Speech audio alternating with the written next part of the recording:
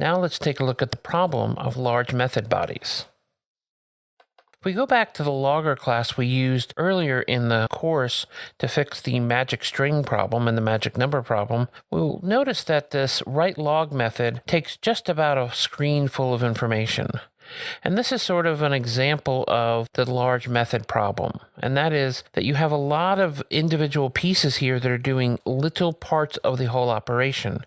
Now on its own, this is pretty consumable. It's not all that long. It's maybe 30, 35 lines long. You're really looking for opportunities to improve the length of your methods when they're longer than a single page that can be displayed on a normal monitor. So this is usually somewhere past the 60 to 80 lines. So this is a short example that we can actually do in a short amount of time, but you can get an understanding of the benefits. The benefits aren't just that you shouldn't do all this code in line, it's also that you don't want this super nesting to happen. You don't want, as you keep on going down, that you're going to have ifs and loops and other things make your code harder and harder to read. The other piece is that in order for large method bodies to make any sense, you end up needing to add lots of comments, right?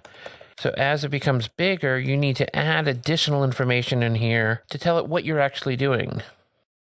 And I'm not a huge fan of having to add comments to add clarity if you can add it in other ways.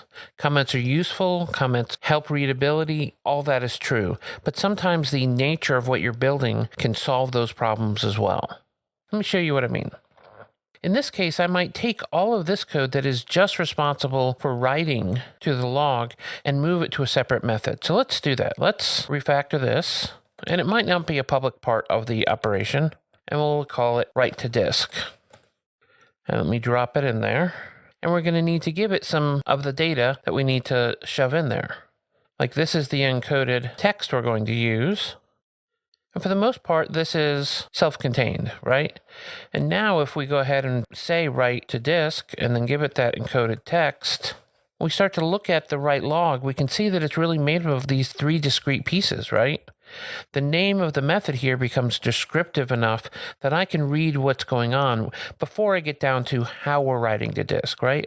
I now know that to write the log, I need to figure out what the entry is by formatting it together. I need to get an encoded version of it, and then I need to write it to disk. So without the comments, this small method is much more consumable to know what it's actually doing. I can see very clearly what this is doing. And this should go down the line. As you start to parse these pieces out into individual items, you're going to want to add clarity by breaking these up into individual methods. So here's another opportunity for us. We have 3 lines here. One, we're computing how much space to write at any one time, and this is going to be based on the amount of text we have left and how much we have already written. And we also have this member here that we need to update with how much we've actually written. So what this really should say is how much to write, do the write, update how much we've written, right? That's essentially what's going on here. So we can do this. Let's go ahead and create a new method. And of course, in Visual Studio, this becomes a little easier. So let's sort of work out what we actually want it to do. Let's go ahead and make the write and adding to the written be one operation. So let's call it write to stream. And in this case, because we're doing a plus equals to the written, we can assume that the return value is going to be how much it's written. So I'll just use the refactoring and generate a new method stub that matches what we told it, right? We're going to write to the stream and we're going to return the size. So let's grab these 2 lines and move them down here.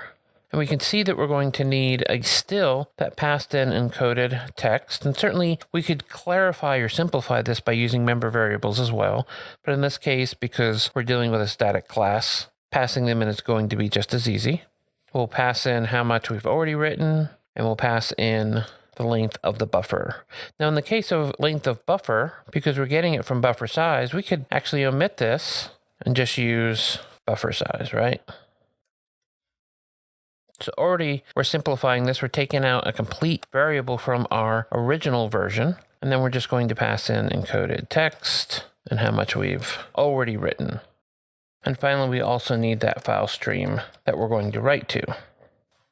And then at this point, we're just going to return the amount we told it to write. And we're returning it so that we can add it here to the write to stream. Make sure we pass in the stream. And what we've ended up with is a couple of methods, but that we can walk through what they're doing in a much simpler way. Write log does these three operations. Here is the write to disk. We can see that we're creating a stream, and as we're walking through that stream, we're writing to that stream and then returning out and updating how much we've actually written. And so we've added clarity without adding comments by simply taking the size of the methods we're dealing with and starting to break them down into logical components. This also means that we could eventually write tests against these. If we wanted to make them internal or those sorts of things, we could test these individual elements to make the quality of our code in the larger scheme of things be higher. Let's wrap up this module.